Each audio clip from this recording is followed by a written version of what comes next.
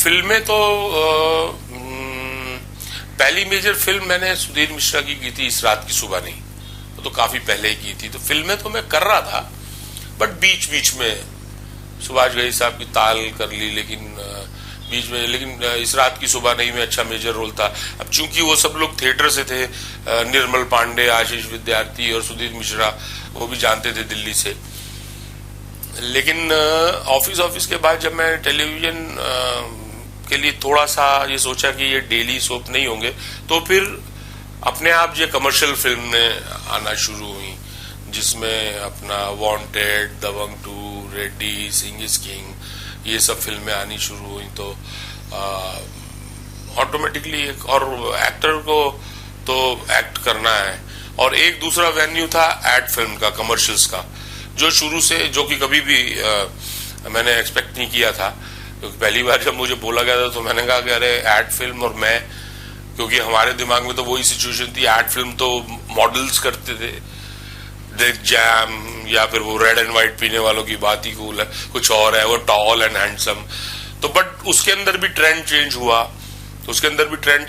कि story oriented कुछ commercials बनने लग गए, चाहे वो 30 सेकंड की एक स्टोरी हो या कैरेक्टर ओरिएंटेड बनने लग गए। जैसे कि 8 PM विस्की का ऐड था, बॉर्डर पे हम लोग खड़े हैं पाकिस्तान और हिंदुस्तान, और वो जो है तोपे ओपे चल रही हैं, लेकिन वो अचानक 8 बज जाते हैं, तो वो कहते हैं 8 क्या बज गए, तो देखते हैं कि 8 PM विस्की लेके आया, तो वो उसको ऑफर करता है, और वो जो है पाकिस्तानी मना करता है पहले, फिर अगर आप देखेंगे यूट्यूब पे तो आपको मिलेगा, तो वो बाद में उसको कहता ठीक है।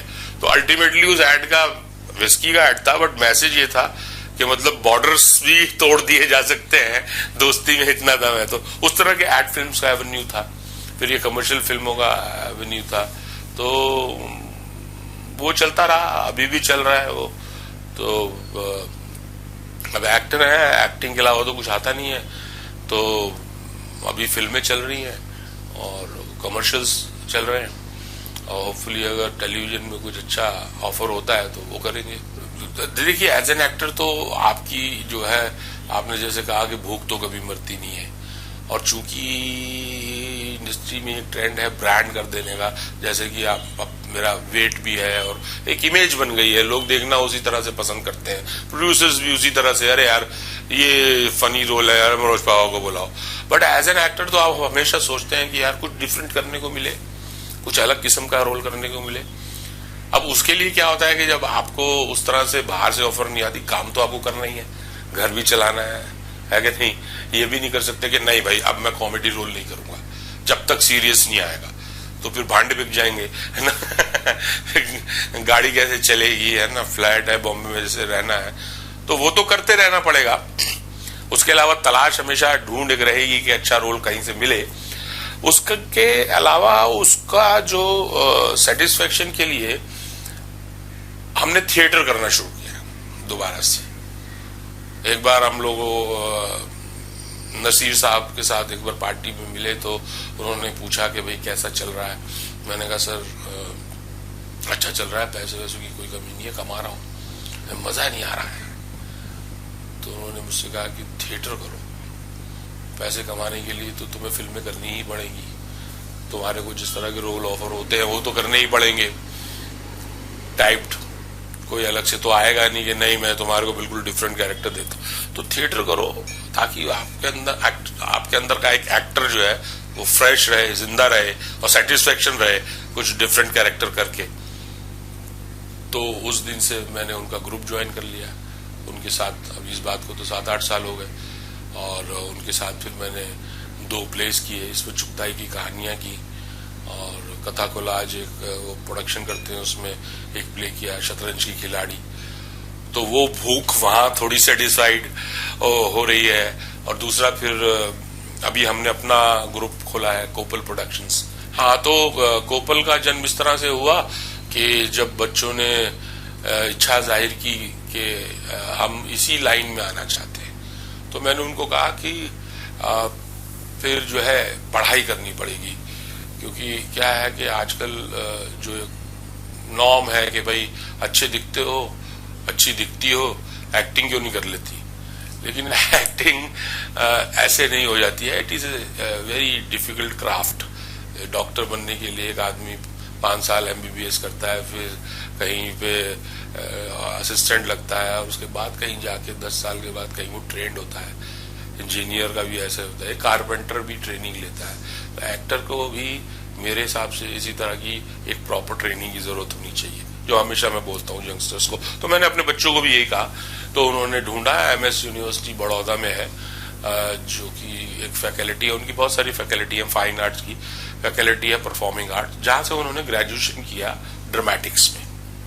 अब ग्रेजुएशन करके जब दोनों ड्रामेटिक्स से आए और उन्होंने फिर यहाँ का माहौल देखा कुछ दिन, जिस तरह का सिनेरियो है टेलीविजन का और जिस तरह का फिल्म का सिनेरियो है, तो उन्होंने कहा कि ये थोड़ा सा टेलीविजन का सीरियल तो ऐसा है कि, तो मैंने कहा आपको थिएटर करना चाहिए। तो वहां से जो ये शुरुआत हुई, सीमा जी ने और बच्चों ने मिलके और हमने मिलके एक ग्रुप अपना बनाया, कोपल थिएटर, जिसके अंदर जो है मेरा बेटा जो है उसने एक प्ले लिखा पहले, इम्पेशेंट सीकर, वो प्रोडक्शन हुआ। फिर शरद जोशी एक्सप्रेस, जिसके आज शाम को शोज भी हैं पृथ्वी में, और फिर एक चिल्ड्रन प्ले की डिमांड हुई पृथ्वी में, तो आज जो शो हुआ 12 बजे हैप्पी बर्थडे, वो भी मेरे बेटे ने लिखा, रिटर्न एंड डायरेक्टर मयंक पावा। और जो ग्रुप का पूरा जो जिसे कहते हैं एडमिनिस्ट्रेशन है, वो सारा मेरी बेटी देखती है, और वो एक्टिंग भी करते हैं दोनों अपने प्लेज में।